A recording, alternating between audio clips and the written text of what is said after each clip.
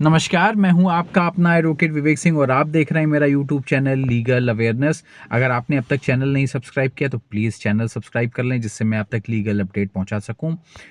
अतुल सुभाष की घटना हुई, उसके बाद दो जजमेंट आए, एक 498 पे और एक एलिमनी के ऊपर।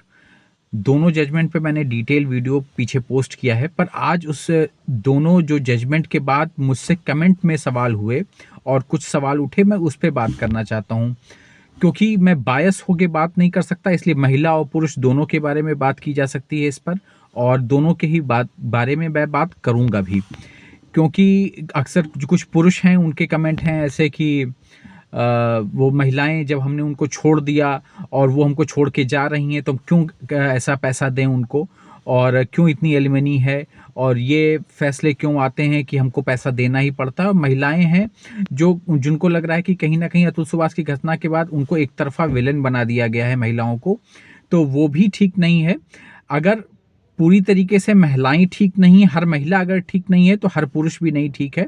कहीं ना कहीं कमियां सब तरफ हैं, और इसीलिए ये विवाद की स्थिति उत्पन्न होती है, और ये दो इंडिविजुअल लोगों के बीच का विवाद होता है जो पब्लिक हो जाने पर ज़्यादा लोग उस पर चर्चा करने लगते हैं, जैसे अतुल सुभाष के मामले में हो रहा है। ऐसा नहीं है कि 498 में सारी जो मुकदमे हैं, जो एफआईआर हैं, वो बिल्कुल 100% सही हैं। क्योंकि इस पेशे में रहते हुए और कई सारे मुकदमे देखते हुए हर दिन हम लोग कम से कम 10-20 मुकदमे इस पेशे में हाई कोर्ट स्तर पे देखते ही रहते हैं या सुनते हैं अगर उस कोर्ट रूम में हैं, तो ये पता लग जाता है कि इसमें कितने % मुकदमे झूठे हैं। लेकिन 100 मुकदमों में से अगर कुछ मुकदमे झूठे हैं तो कुछ मुकदमे सही भी हैं। ऐसा नहीं है कि महिलाओं के ऊपर अत्याचार बिल्कुल ही बंद हो गया है और बिल्कुल प्रताड़ित उनको नहीं किया जाता है, तो उनके ऊपर प्रताड़ना भी है। तो ऐसा नहीं है कि खाली वही ये है कि एलिमनी का पैसा कितना हो, इस पर भी अब सुप्रीम कोर्ट ने फैसला दे दिया कि वो 8 स्टेप हैं, उसके आधार पर तय होगा। लेकिन एलिमनी का पैसा तय करते वक्त एक विचार जो महिलाओं के मन में रहता है वो ये रहता है कि अगर उनकी दूसरी शादी नहीं होती है, अगर आप उस स्थिति में दूसरी शादी आपकी नहीं होती है और आपके पास बच्चा भी है, तो आप ये सोचते हैं कि कितना खर्चा हमको जोड़ के बताना है। अगर वन टाइम सेटलमेंट आप कर रहे हैं तो आपको जोड़ना होता है बच्चे की एजुकेशन, उसकी शादी और उसके जो हेल्थ से जुड़े हुए अगर कोई खर्चे हैं, अपने जो खर्चे हैं या अपने हेल्थ से जुड़े हुए, तो वो रिस्पॉन्सिबिलिटी अब पुरुषों का यहाँ पर सवाल आ जाता है कि जब महिला हमको छोड़ के जा रही तो हम क्यों एलिमनी दें। फिलहाल हिंदू मैरिज में पति को ही ब्रेड अर्नर माना गया है कि वही रोटी लाएगा, कमाएगा और वही खर्चे करेगा। ये एक हिसाब से आप मान सकते हैं कि एक तरफा है, बदलाव आ गया है सिचुएशन में। शायद आज से 25, 30, 40 साल पहले ये स्थिति बिल्कुल जायज़ थी, लेकिन अब शायद कुछ गांव के इलाकों में या कुछ ऐसे इलाके जहां पर अभी ऐसी स्थिति हो, वहां पर ये हो सकता है। लेकिन बहुत जगह महिलाएं स्वतंत्र हो चुकी हैं और वो अपना कमा रही हैं और खर्चे भी अपने उठा रही हैं। तो पूरी तरीके से ये चीज़ें नहीं रह गई हैं कि खाली ब्रेड अर्नर खाली हस्बैंड ही है या पुरुष ही है।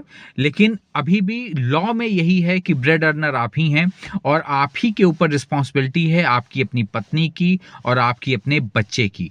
तो अगर बच्चे की रिस्पॉन्सिबिलिटी आपके ऊपर है तो खर्चा कौन देगा? आप देंगे। अगर पत्नी की रिस्पॉन्सिबिलिटी आपके ऊपर है तो खर्चा कौन देगा? आप देंगे। कानून के नज़र से, ये मेरी अपनी व्यक्तिगत राय नहीं है, मेरी व्यक्तिगत राय यही है कि इसमें सुधार होना चाहिए। और दोनों, जब ये माना जाता है कि दोनों लोग हैं, अगर एक गाड़ी के दो पहिए हैं और बराबर की स्थिति में हैं, तो 100% जो ब्रेड अर्नर वाली बात है उसको कुछ कम किया जाना चाहिए। हाँ, मुआवजा जरूर पत्नी को मिलना चाहिए, कुछ ना कुछ जरूर, लेकिन बिल्कुल ऐसे भी ना थोप दीजिए, ऐसा अमाउंट भी ना बना दीजिए कि वो उस बेचारे को लगे कि ये मेरे ऊपर आर्थिक दंड होता जा रहा है। तो अतुल सुभाष के बाद ये दो जजमेंट आए हैं जो बड़े फैसले हैं, जो मैंने पिछले वीडियोस में आपसे बात कर रखी है। और आज का बात करने का विषय यही था कि अगर 100% अगर महिलाएं नहीं ठीक हैं तो 100% पुरुष भी नहीं ठीक हैं। दोनों तरफ सुधार की गुंजाइश है। और फैमिली मैटर ऐसा मैटर होता है, पारिवारिक झगड़े ऐसे झगड़े होते हैं जहां पर शुरू में गुस्सा लोगों में बहुत ज़्यादा होता है और धीरे धीरे करके उम्र के साथ फिर रियलाइज़ करते हैं कि ये स्टेप हमने कुछ ज़्यादा ही ले लिया। क्यों अब शादियाँ 30-35 तक लोग कर रहे हैं, पुरुषों की शादियां 28 से लेके 32-35 साल तक हो रही हैं।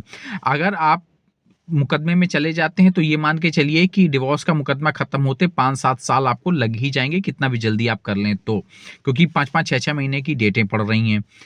तो अगर आपको 5 साल 7 साल आपके चले गए तो आप 38, 39, 40 साल के हो जाते हैं। फिर सेकंड मैरिज का ऑप्शन आपके पास लगभग खत्म हो जाता है। महिलाओं की शादी पुरुषों के मुकाबले थोड़ा 2-4 साल और पहले होती है, मतलब उनकी शादियाँ 25 से लेके 30 के बीच में हो रही हैं।